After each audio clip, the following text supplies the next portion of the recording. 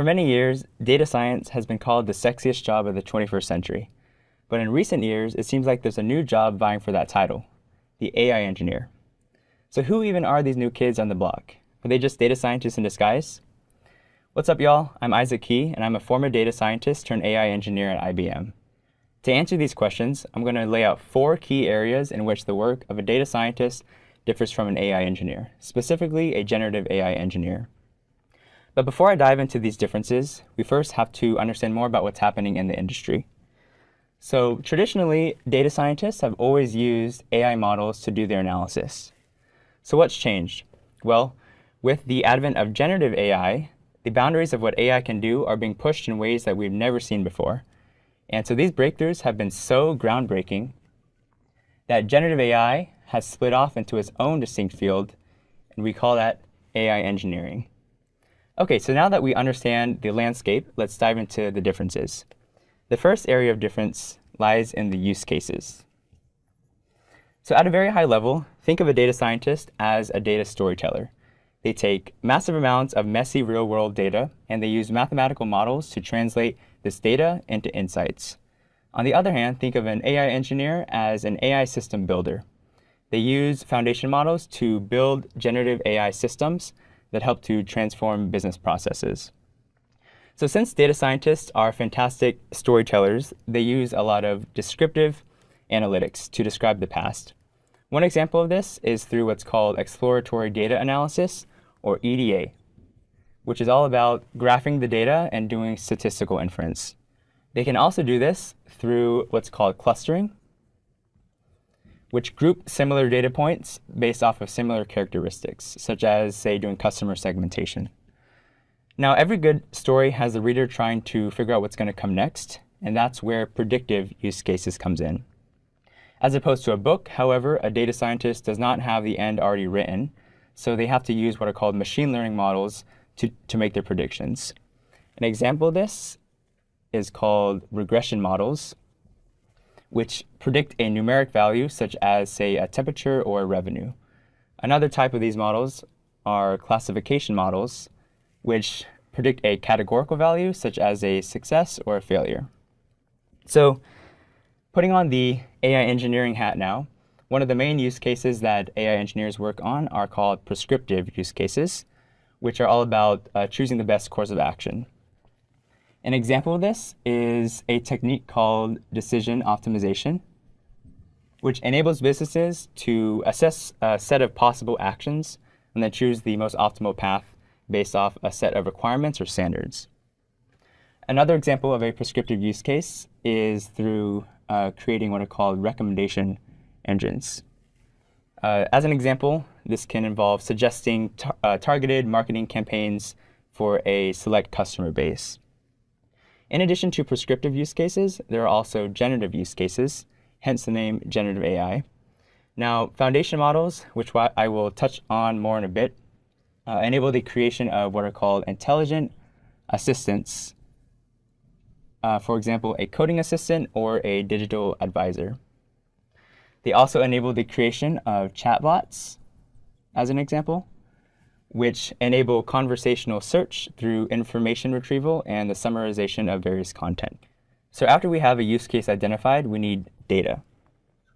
Now, people say that data is the new oil because, like oil, you have to search for and find the right data and then use the right processes to transform it into various products, which then power various processes. For a data scientist, the oil of choice is often structured data, aka tabular data. Do note that data scientists still work with unstructured data, but not as much as AI engineers. Now, these tables are often in the order of hundreds to hundreds of thousands of observations, and they require a lot of cleaning and pre-processing before the data can be modeled. Some of the cleaning involved, for example, involves removing outliers, or joining and filtering on a new table, or even creating new features altogether. This clean data is then used to train various machine learning models. Now, on the other hand, an AI engineer, for them, the oil of choice is mainly unstructured data, such as text, images, videos, audio files, etc. Let's take a text-based foundation model called an LLM, or large language model, as an example.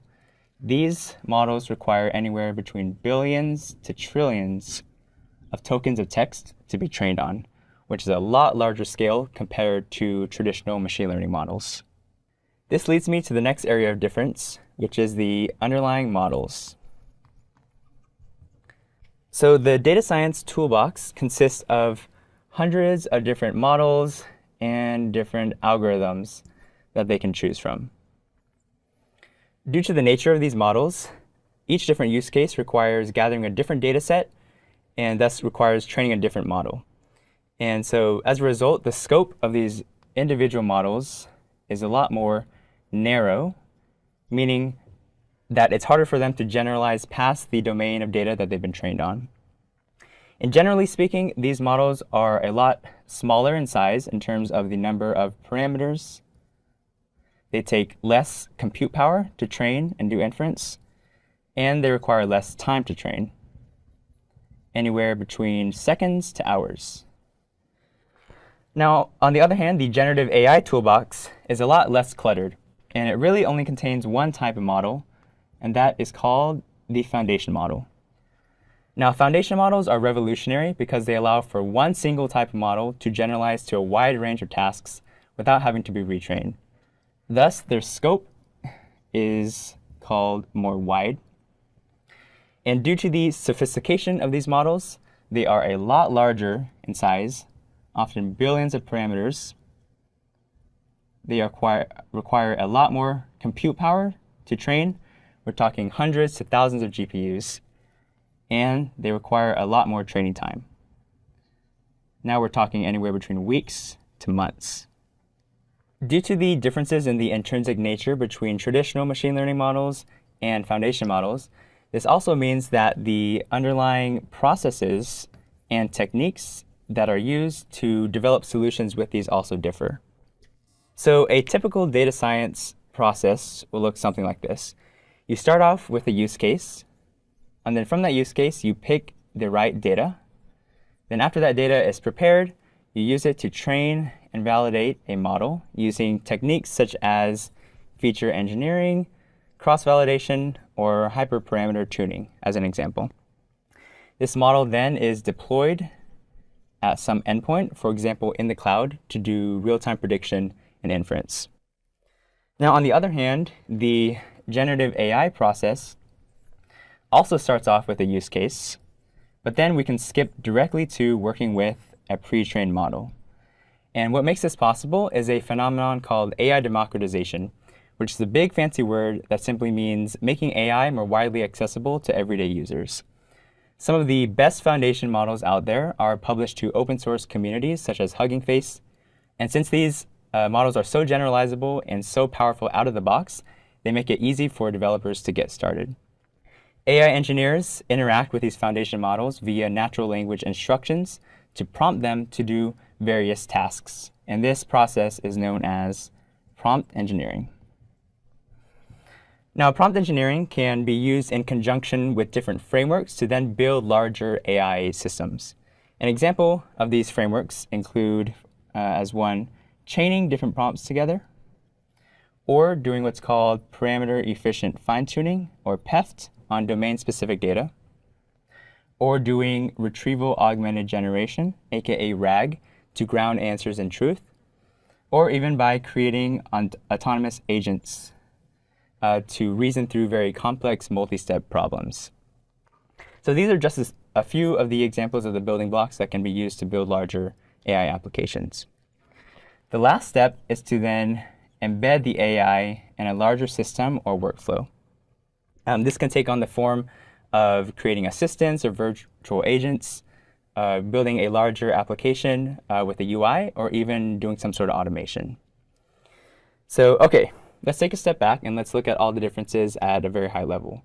As we can see, the breakthroughs in generative AI underpin many of the differences in the use cases, data, models, and processes that data scientists and AI engineers work on. It's important to note that there is still overlap between the two fields. For example, data scientists will still work on prescriptive use cases, or an AI engineer will still work with structured data. Regardless of these differences, both of these fields are continuing to evolve at a blazing fast pace, with new research papers, new models, new tools coming out every single day. With data, AI, and a creative mind, really anything is possible with these. Thank you for tuning in. I hope this was helpful. Until next time, peace.